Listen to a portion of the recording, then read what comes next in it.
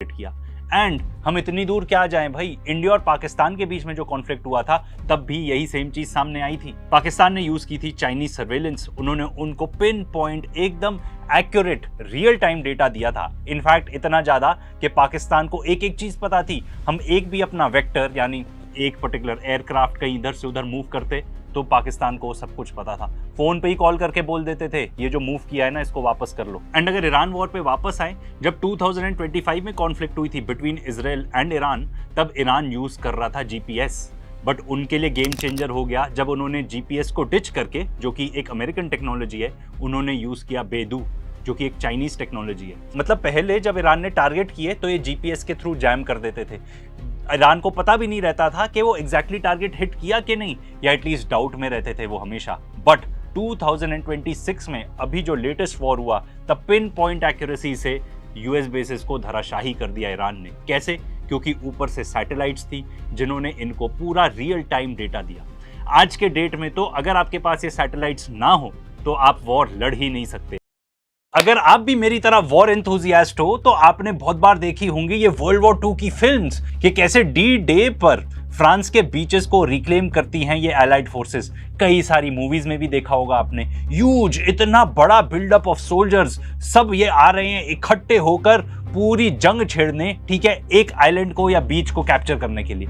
पर अब ये पूरा वॉरफेयर बदल चुका है। अब है ड्रोन्स का जमाना, अब है बैलिस्टिक मिसाइल्स का जमाना, जहां पे आप कहीं से भी बैठे बैठे ऑपरेट कर सकते हो ये drones, missiles and pin point accuracy से अपने टारगेट को हिट कर सकते हो। बट ये ड्रोन्स और मिसाइल्स चलती कैसे हैं? सैटेलाइट्स के थ्रू कोऑर्डिनेट्स मिलते हैं एंड वो इन ड्रोन्स एंड मिसाइल्स को फीड किए जाते हैं ताकि वो अपने टारगेट को हिट कर सके।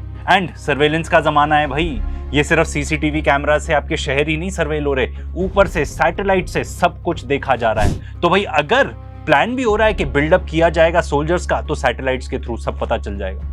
एंड ये चीज बहुत अबंडेंटली क्लियर हो गई यूएस ईरान वॉर के दौरान। ईरान ने पिन पॉइंट एक्यूरेसी से अमेरिकन बेसिस को टारगेट किया।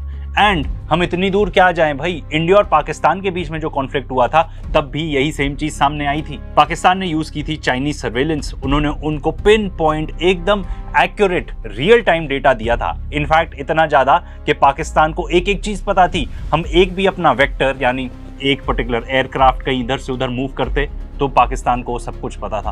फोन पे ही कॉल करके बोल देते थे ये जो मूव किया है ना इसको वापस कर लो। एंड अगर ईरान वॉर पे वापस आए, जब 2025 में कॉन्फ्लिक्ट हुई थी बिटवीन इजराइल एंड ईरान, तब ईरान यूज कर रहा था जीपीएस। बट उनके लिए गेम चेंजर हो गया जब उन्होंने जीपीएस को डिच करके, जो कि एक अमेरिकन टेक्नोलॉजी है, उन्होंने यूज किया बेदू, जो कि एक चाइनीज टेक्नोलॉजी है। मतलब पहले जब ईरान ने टारगेट किए तो ये जीपीएस के थ्रू जैम कर देते थे। ईरान को पता भी नहीं रहता था कि वो एग्जैक्टली टारगेट हिट किया कि नहीं, या एटलीस्ट डाउट में रहते थे वो हमेशा। बट 2026 में अभी जो लेटेस्ट वॉर हुआ तब पिन पॉइंट एक्यूरेसी से यूएस बेसिस को धराशाही कर दिया ईरान ने। कैसे? क्योंकि ऊपर से सैटेलाइट्स थी जिन्होंने इनको पूरा रियल टाइम डेटा दिया। आज के डेट में तो अगर आपके पास ये सैटेलाइट्स ना हो तो आप वॉर लड़ ही नहीं सकते। इसीलिए आज के वीडियो में डिस्कस करेंगे कि भाई इंडिया में एग्जैक्टली क्या हो रहा है, क्यों हम कोई भी वॉर जीत ही नहीं सकते आज के डेट में। तो सैटेलाइट्स एग्जैक्टली वॉरफेयर में क्या रोल प्ले करती हैं? सबसे पहले तो वो ऊपर से, बिकॉज वो सब कुछ देख सकते हैं, आपको एक एक चीज की वो डेटा देंगे, इंटेलिजेंस गैदर करेंगे, मिलिट्री कम्युनिकेशन में भी हेल्प करती है वो आपको हाई रेजोल्यूशन इमेजरी प्रोवाइड करेगी कि भाई आप किस चीज को टारगेट करना चाह रहे हो। एक बार टारगेट हो भी गया तो आज के डेट में आप देखते हो ना कि भाई सैटेलाइट इमेजेस रिलीज हो रही हैं, जिससे ये पता चलता है कि अमेरिकन अगर मान लो एक जगह पे अपने एयरक्राफ्ट पार्क करते थे तो अब वो एयरक्राफ्ट उन्होंने गायब कर दिए हैं। यही भी पता चल जाता है कि अगर किसी चीज को टारगेट किया तो वो टारगेटिंग कितनी इफेक्टिव थी। एंड रियल टाइम पता चलता है आपको ये सब। इसके अलावा अगर आपको कोई चीज टारगेट करनी है तो भी आपको अपने मिसाइल्स के अंदर, अपने ड्रोन्स के अंदर फीड करना पड़ेगा कि भाई इस कोऑर्डिनेट पर हिट करनी चाहिए मिसाइल या ड्रोन।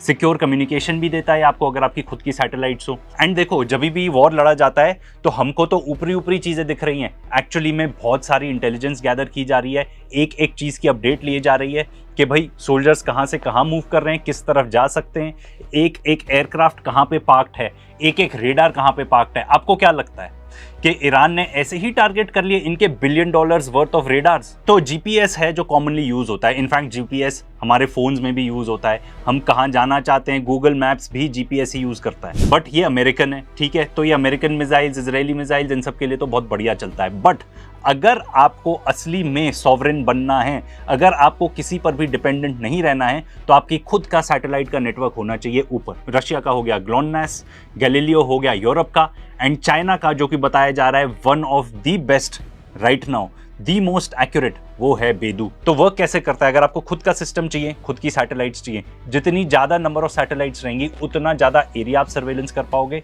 उतने एक्यूरेसी से कर पाओगे। तो अमेरिका ने भेजी हुई है फॉर जीपीएस 31 सैटेलाइट्स, रशिया ने भेजी हुई है 24, गैलीलियो जो यूरोप का है उन्होंने भेजी हुई है 30, एंड बेदू जो चाइना का है उन्होंने भेजी हुई है 45 सैटेलाइट। एंड देखो इंडिया के लिए ये और भी ज्यादा जरूरी हो जाता है अब इस चीज में एडवांस करना, एंड आगे बात करेंगे कि इंडिया एग्जैक्टली कर क्या रहा है इसमें, क्योंकि पाकिस्तान ने लॉन्च कर दिए हैं with the help of China 6 earth observation satellites. 16 महीने में 6 सैटेलाइट्स लॉन्च करी हैं उन्होंने, एंड ये सब इंडिया को सर्वेलेंस करने के लिए ही करी हैं।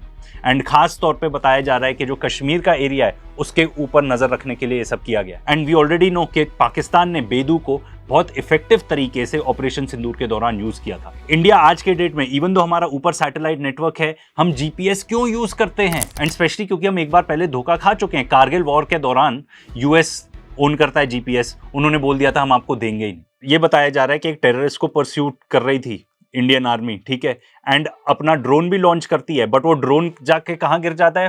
पंजाब के गुरदासपुर में। क्यों? क्योंकि जो जीपीएस था वो ढंग से चल नहीं रहा था। अमेरिका जब चाहे स्विच ऑफ कर सकता है। एंड ये बात तो क्लियर है कि आज के डेट में इंडिया से कहीं ज्यादा बेहतर रिलेशनशिप पाकिस्तान का है अमेरिका के साथ। वो सुलह करा रहा है भाई, यूएस और ईरान के बीच में सुलह करा रहा है, और हमको बोल रहा है रशिया से ऑयल नहीं खरीदोगे, नहीं तो सैंक्शंस लगा देंगे तुम्हारे ऊपर। तो आप खुद ही बता दो किसके बेटर रिलेशनशिप है। तो जब ये इंसिडेंट हुआ था कारगिल वाला, जब इंडिया ने डिसाइड किया कि नहीं हमारे पास खुद का अपना इंडियन जीपीएस सिस्टम होना चाहिए, एंटर्स नाविक। ये इंडिया की कवरेज कर सकता है एंड इंडिया के आसपास 1500 किलोमीटर की कर सकता है। बाकी जितने भी सिस्टम्स हैं वो ग्लोबल कवरेज कर सकते हैं, जिनके बारे में हमने आपको पहले बताया। ये काफी एक्यूरेट भी है, ठीक है, इसकी एक्यूरेसी है बिटवीन 10 to 20 मीटर्स। एंड सबसे इंपॉर्टेंट बात यह है कि जो हमारी सिग्नेचर मिसाइल्स है, मतलब जिसको हम एकदम प्रेजेंट करते हैं, you know the top notch BrahMos, वो भी नाविक नहीं यूज करती, वो जीपीएस यूज करती हैं। क्यों?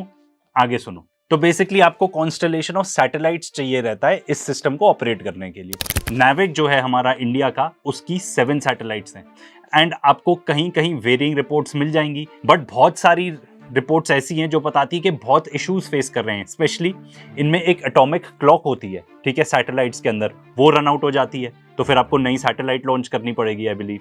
एंड ये 7 में से एक ही सैटेलाइट फंक्शनल है अकॉर्डिंग टू दिस आर्टिकल। इन सैटेलाइट्स के अंदर एक एटॉमिक क्लॉक होती है, वो भी एक्सपायर हो जाती है। एंड ये जो आपका पूरा सिस्टम है नाविक, ये तब चलेगा ढंग से अगर आपके पास कम से कम 3 तो ऑपरेशनल हो। अकॉर्डिंग टू दिस आर्टिकल सिर्फ एक ही ऑपरेशनल है। असलियत तो ये है कि ये चल ही नहीं रहा है सिस्टम। अगर चल रहा होता अच्छे से तो हम ब्रह्मोस में जीपीएस क्यों यूज कर रहे हैं? देखो सिंपल बात है, अगर हमारे पास खुद का सिस्टम नहीं है तो हम कोई वॉर जीत ही नहीं सकते। एंड अमेरिका ऑलरेडी बता चुका है हमारे एडमिनिस्ट्रेशन को कि भाई अगर आपका कॉन्फ्लिक्ट होता है पाकिस्तान के साथ तो हम आपको जीपीएस नहीं अवेलेबल कराएंगे। तो भाई हमारी वॉर किसके साथ होने वाली है? पाकिस्तान के साथ ही होने वाली ना। इसका मतलब हमारे जितने भी ड्रोन्स और मिसाइल्स हैं, अगर अमेरिका वैसा करता है जैसा वो बोल रहा है, देन वी आर डूम्ड। हमारे कोई भी, चाहे जितने भी ड्रोन्स, जितने भी मिसाइल्स हो, दे विल नॉट वर्क। ये इंडियन एक्सप्रेस का आर्टिकल है, ये बताता है कि अगर आपको प्रिसाइसली ऑपरेट करना है, 4 सैटेलाइट्स आपकी ढंग से काम करनी चाहिए। एंड आज के डेट में भी जो हमारी सैटेलाइट्स हैं उनकी एटॉमिक क्लॉक भी खत्म हो जा रही है, तो you need to basically send new satellites into space. But उसमें भी चैलेंजेस हैं। पिछली बार जो हम 2 अटेम्प्ट कर चुके हैं सैटेलाइट्स भेजने की, वो फेलियर में एंड हुआ है 2025 में, 2026 में। एट एनी पॉइंट जो IRNSS-1B है, जो कि ओल्डेस्ट सर्वाइविंग सैटेलाइट है, अगर वो फेल हो जाती है तो बेसिकली ये जो पूरा सिस्टम है यही खत्म हो जाएगा। तो भाई ये सिर्फ मिलिट्री को नहीं अफेक्ट करता, ये ऑर्डिनरी सिटीजन्स को भी अफेक्ट करता है, क्योंकि नाविक काफ़ी सारी चीज़ों के अंदर यूज़ हो रहा था। फॉर एग्जांपल जो बहुत सारे ट्रक ड्राइवर्स हैं, बसेज हैं, वो इस पर डिपेंड कर रहे थे। इंडियन रेलवेज भी इसको यूज़ करता है। जो हमारे यहाँ पे मछुआरे हैं, फिशरमैन हैं, वो भी यूज़ करते हैं नाविक। देखो बात सिंपल है, अगर आपको वॉर लड़नी है तो आपके पास खुद का सिस्टम होना चाहिए। एंड स्पेशली क्योंकि जब आपकी वॉर होने वाली है पाकिस्तान के खिलाफ, एंड आपके सारे ड्रोन्स और सारे मिसाइल्स जीपीएस यूज़ करते हैं, एंड आपको ऊपर नई सैटेलाइट्स भेजनी है ताकि आपका जो सिस्टम है नाविक वो अच्छे से काम करता रहे, आप भेज ही नहीं पा रहे हो नई सैटेलाइट्स। तो अगर मैं बहुत सिंपली आपको बताऊं तो हमारी जितनी भी सैटेलाइट्स हैं, ठीक है, उनमें काफ़ी टेक्निकल फेलियर आ रहे हैं। हम जो नई सैटेलाइट लॉन्च करने की कोशिश कर रहे हैं उसमें भी फेलियर्स आ रहे हैं। हमारी सैटेलाइट्स पुरानी होती जा रही हैं, तो उनको भी रिप्लेस करने की ज़रूरत है। कौन करेगा, किसका काम है ये सब करना? इसरो का। अब आप इसरो की हालत देख लो, 100 साइंटिस्ट इकट्ठे यहाँ पे क्विट कर रहे हैं, 100 के 100 साइंटिस्ट। एंड इतना ही नहीं है कि ये 100 जा रहे हैं, ठीक है, रिक्रूटमेंट भी जो है आप वो भी देखो, 1643 तो वैकेंसीज हैं सिर्फ साइंटिफिक एंड टेक्निकल पोजीशंस में। रीजन की बात करें तो देखो, एक सिंपल रीजन आपके सामने है। चंद्रयान 3 के ऊपर जो एक टेक्नीशियन ने काम किया था, दीपक कुमार, उनको अपनी सैलरी नहीं मिल रही। 18 महीने हो गए उनको सैलरी नहीं मिल रही। बेचारे अपना पेट पालने के लिए, अपने परिवार का पेट पालने के लिए उनको चाय बेचनी पड़ रही है, इडली बेचनी पड़ रही है, क्रेडिट कार्ड के ऊपर रिलाय करना पड़ रहा है। 4 लाख का लोन उनके ऊपर ही आ चुका है। तो भाई अगर हमको इस चीज का सोल्यूशन ढूंढना है, एंड वो बहुत जरूरी है क्योंकि विदाउट दिस हम कोई भी वॉर जीत ही नहीं पाएंगे, तो भाई सबसे पहले तो एक्सेप्ट करो कि प्रॉब्लम है। हम बता रहे हैं कि हमारी जो रोड्स हैं वो स्पेस टेक यूज कर रही हैं, ठीक है, हमारे पास इसीलिए इतना अच्छा इंफ्रास्ट्रक्चर है। एजुकेशन देखो, एजुकेशन की तो कोई बात ही नहीं कर रहा आज के डेट में, ठीक है, जो लोग देश चला रहे हैं एटलीस्ट वो तो कुछ बात ही नहीं कर रहे। किडनैपिंग और चल रही है, यहाँ पे सोनम वांगचुक को किडनैप कर लिया। एंड भाई ये जो प्रोटेस्ट चल भी रही है, किस चीज के लिए चल रही है? कि भाई एजुकेशन सिस्टम को ठीक कर दो। एजुकेशन सिस्टम को आप ठीक नहीं करोगे ना, तो this is a direct threat to our national security, and I explain you how. Iran को देख लो, ठीक है, ईरान अमेरिका के साथ भिड़ गया, जीत भी गया, मोर देन $30 बिलियन अमेरिका ने लगा दिए इस वॉर के ऊपर, फिर भी बुरी तरह वो हार गए। क्यों?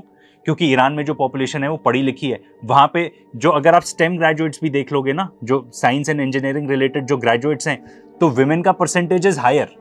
वहां पे पढ़ी लिखी पॉपुलेशन है। उन्होंने ऐसे ड्रोन्स बनाए हैं, ऐसी मिसाइल्स बनाई हैं कि पूरी दुनिया देखती रह गई। उन्होंने ऐसे ड्रोन्स बनाए हैं, जो उनका शहीद ड्रोन है, जिसको रशिया कॉपी कर रहा है, अमेरिका भी कॉपी कर रहा है। एंड वो सब ऐसा क्यों कर पाए? क्योंकि उनकी पढ़ी लिखी पॉपुलेशन है। आपको नेशनल सिक्योरिटी के इंटरेस्ट में लोगों को एजुकेट करना ही पड़ेगा, क्योंकि अगर आप किसी और पे रिलाय करोगे कि भाई हम उसका जीपीएस यूज कर लेंगे, आप हार जाओगे, आप वॉर नहीं जीत पाओगे, नंबर 1।